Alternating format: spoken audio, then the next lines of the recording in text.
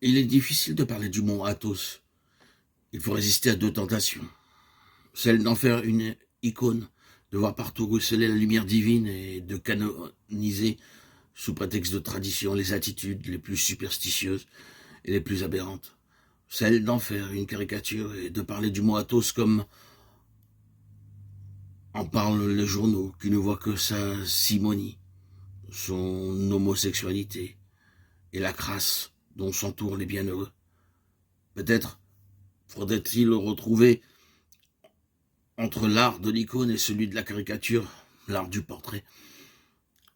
Ces paroles des moines sont un essai de synthèse de nombreux entretiens que j'ai pu avoir avec eux sur la Sainte Montagne, plus particulièrement avec les higoumènes de Stravonikita, Simonos Petras et Pantélémon, le moine Chrysostome de la Skite de Xénophontos et un vieillard dont je ne sais plus le nom. Il vivait aux environs de Sainte-Anne. La parole n'est pas seulement dans la bouche de celui qui parle, elle est aussi dans l'oreille de celui qui écoute. Et ma mémoire n'est pas celle des magnétophones. On ne trouvera donc pas ici la retranscription littérale de nos entretiens, mais plutôt le fruit mûrissant que ces paroles ont pu éveiller en moi. Mes questions ont toujours été les mêmes. Qu'est-ce qu'un moine?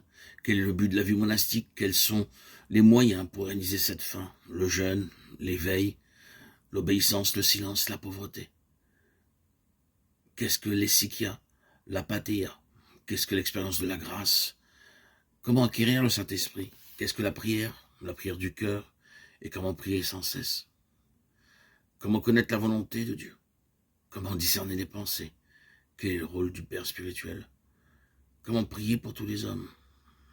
Qu'est-ce que l'amour des ennemis?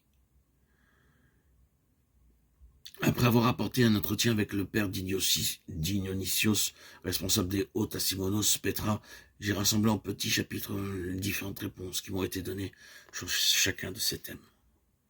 Les références implicites ou explicites à l'écriture, aux apophthegmes et aux pères de l'Église font de ces paroles un écho vivant de la tradition. Les moines que j'ai rencontrés semblaient en effet plus soucieux de transmettre ce qu'ils avaient eux-mêmes reçu de leur père que de partager une expérience personnelle. Il y a un risque à cela. C'est de recevoir de réponses formelles décrivant une vie monastique idéale, sans grand rapport avec ce qui est actuellement vécu. Ces paroles succomberaient alors à ce que j'appelle la tentation de l'icône. Mais l'icône oriente le portrait comme le bien et le beau, oriente notre liberté. Elle est le vrai visage de l'homme. Mais ce vrai visage est encore à naître. Dans ces paroles, il y a un écho de l'homme nouveau-né, de l'homme transformé par l'Esprit de Dieu. Et il y a un écho des douleurs de l'enfantement, un écho de l'homme déchiré entre ses bonnes et ses mauvaises volontés.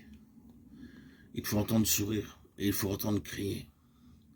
C'est le chant et c'est le bruit de notre propre cœur.